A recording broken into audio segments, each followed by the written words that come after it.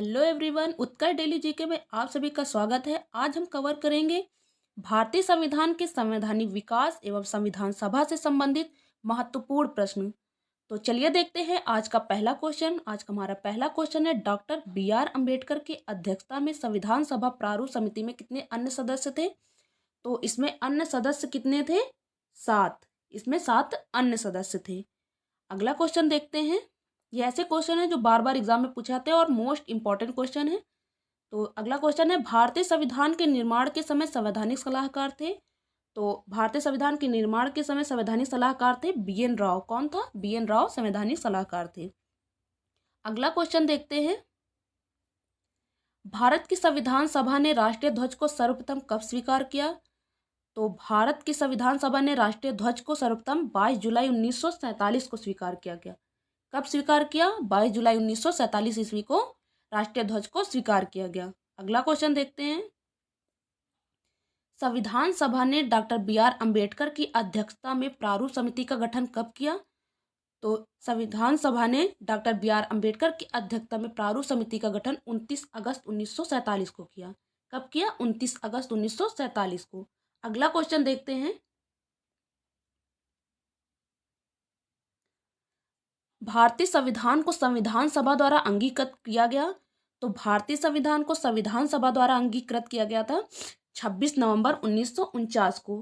कब? 26 नवंबर 1949 को भारतीय संविधान को अंगीकृत किया गया। अगला क्वेश्चन देखते हैं, डॉक्टर बी.आर. अम्बेडकर का संविधान सभा में निर्वाचन हुआ था। तो डॉक्टर बी.आर. अम्बेडकर का संविधान सभा में मुंबई प्रेसिडेंसी से निर्वाचन हुआ था। कहाँ से हुआ था? मुंबई प्रेसिडेंसी से इनका निर्वाचन हुआ था। अगला क्वेश्चन देखते हैं, डॉक्टर बी.आर. अम्बेडकर का जन्म कब हुआ? तो डॉक्टर बी.आर. अम्बेडकर का जन्म हुआ 14 अप्रैल 1891। तो राइट आंसर, आंसर बी, 14 अप्रैल 1891 को डॉक्टर बी.आर. अम्बेडकर का जन्म हुआ। अगला क्वेश्चन देखते हैं, भारतीय संविधान को 26 नवंबर 1949 को किसके द्वारा अधिनियमित किया गया था? तो इसे अधिनियमित किया गया था संविधान सभा द्वारा। किसके द्वारा? संविधान सभा द्वारा 26 नवंबर 1949 को इसे अधिनियमित किया गया। अगला क्वेश्चन देखते हैं, भारतीय राजनीतिक व्यवस्था में इनमें से सर्वोच्च कौन है? तो सबसे सर्वोच्च है भारतीय राजनीतिक व्यवस्था में संविधान। कौन है? संविधान सबसे सर्वोच्च है। अगला क्वेश्चन देखते हैं, किसने कहा था संविधान सभा कांग्रेसी थी और कांग्रेस भारत था? तो ये कथन है ऑस्टिन का। ऑस्टिन ने कहा था कि संविधान सभा कांग्रेसी थी और कांग्रेस भारत था। तो right answer, answer A, Austin. अगला क्वेश्चन देखते हैं, भारतीय संविधान सभा में कुल कितनी महिला सदस्य थी? तो भारतीय संविधान में कुल महिला सदस्यों की संख्या कितनी थी? 15। Right answer, answer A, 15। भारतीय संविधान सभा में कुल 15 महिला सदस्य थी। अगला क्वेश्चन देखते हैं, संविधान सभा में वयस्क मताधिकार को 15 वर्ष के लिए स्थगित करने की बात की थी। तो संविधान सभा में वयस्क मताधिकार को 15 वर्ष के लिए स्थगित करने की बात कही थी मौलाना आजाद ने। किसने कहा था? मौलाना आजाद ने कहा था। अगला क्वेश्चन देखते हैं, भारत शासन द्वारा राज्य चिन्ह कब से अंगीकृत किया गया था? तो भारत शासन द्वारा राज्य चिन्ह 26 जनवरी 1950 से अंगीकृत किया गया था। कब से? 26 जनवरी 1950 से इसे अंगीकृत किया गया था। अगला क्वेश्चन देखते हैं, भारत के संविधान में सम्मिलित समवर्ती सूची किस देश की देन है? तो भारत के संविधान में समवर्ती सूची ऑस्ट्रेलिया की देन है। किसकी देन है? ऑस्ट्रेलिया से लिया गया इसे, समवर्ती सूची को ऑस्ट्रेलिया की देन है। अगला क्वेश्चन देखते हैं, लिखित संविधान का प्रारंभ किस देश में हुआ? तो लिखित संविधान का प्रारंभ हुआ अमेरिका में। और अलिखित संविधान कहाँ का है? ब्रिटेन का। और सबसे वृहद संविधान किस देश का है? तो वो है भारत का। अगला क्वेश्चन देखते हैं, निम्नलिखित में से किस अधिनियम द्वारा भारत के गवर्नर जनरल को अध्यादेश जारी करने की शक्ति प्रदान की गई? तो इसे प्रदान की गई भारतीय परिषद अधिनियम 1861 ईस्वी के द्वारा। किसके द्वारा? भारतीय परिषद अधिनियम 1861 द्वारा गवर्नर जनरल को अध्यादेश जारी करने की शक्ति प्रदान की गई। अगला क्वेश्चन देखते हैं, कैबिनेट मिशन योजना के विषय में कौन सा सही नहीं है? तो कैबिनेट मिशन योजना के विषय में सही नहीं है पाकिस्तान की स्वीकृति। पाकिस्तान की स्वीकृति इसमें नहीं दी गई थी। और दिया क्या क्या गया था इसमें? प्रांतीय समूहीकरण दिया गया था, भारतीय सदस्यों वाला अंतरिम मंत्रिमंडल दिया गया था और संविधान निर्माण का अधिकार दिया गया था। तो इसका राइट आंसर होगा पाकिस्तान की स्वीकृति इसमें प्रदान नहीं की गई थी कैबिनेट मिशन योजना में। अगला क्वेश्चन देखते हैं। भारतीयों को वर्ष 1946 में सार्वभौम सत्ता सौंपने की योजना निम्न में से किस नाम से जानी जाती है? तो ये जानी जाती है माउंटबेटन योजना के नाम से। किस नाम से? माउंटबेटन के योजना के नाम से इसे जाना जाता है। अगला क्वेश्चन देखते हैं। 1922 ईस्वी में निम्नलिखित में से किसके द्वारा यह उद्गार व्यक्त किया गया कि भारतीय संविधान भारतीयों की इच्छा अनुसार होगा? तो ये कहा गया महात्मा गांधी के द्वारा। राइट आंसर ये हमारा होगा, महात्मा गांधी के द्वारा कहा गया कि भारतीय संविधान भारतीयों की इच्छा अनुसार होगा। अगला क्वेश्चन देखते हैं। संविधान सभा को किसने मूर्त रूप प्रदान किया? तो संविधान सभा को मूर्त रूप प्रदान किया पंडित जवाहरलाल नेहरू ने। किसने प्रदान किया गया? जवाहरलाल नेहरू ने। अगला क्वेश्चन देखते हैं।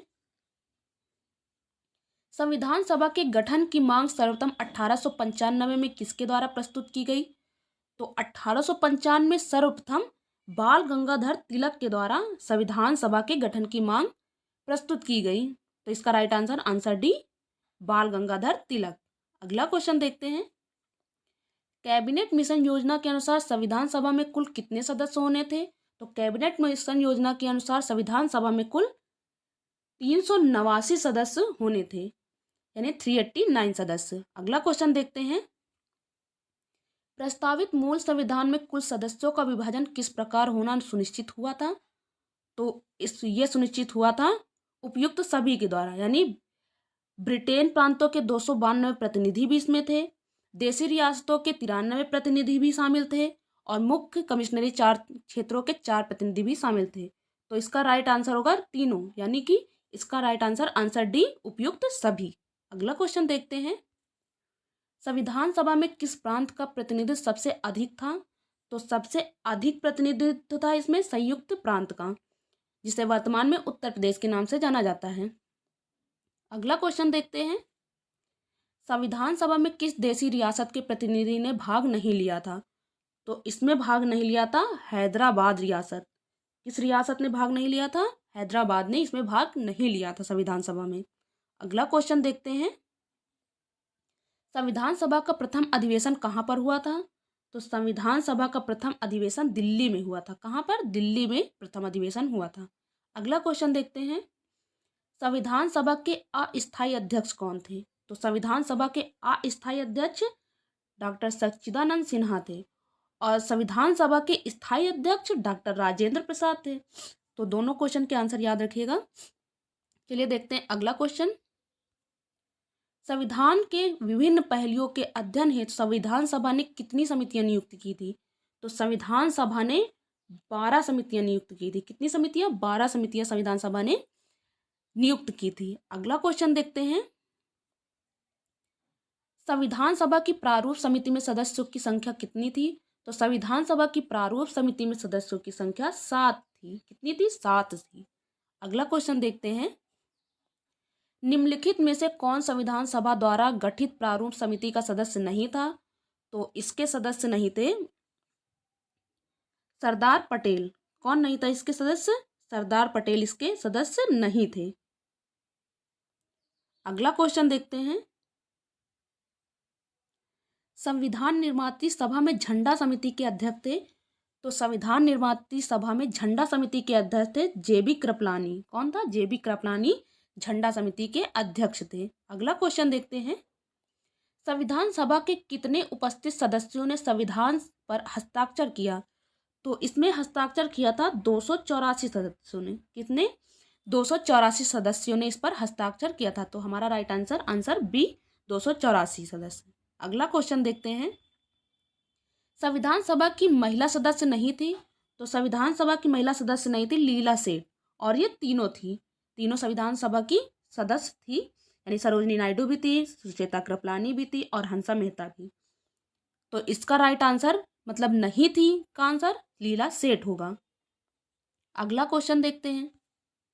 संविधान सभा की महिला सदस्य थी, तो संविधान सभा की महिला सदस्य ये तीनों थी, राजकुमारी अमृत कौर, विजयलक्ष्मी पंडित, पूर्णिमा बनर्जी। तो इसका राइट आंसर डी होगा, उपयुक्त सभी, यानी सभी इसमें शामिल थी।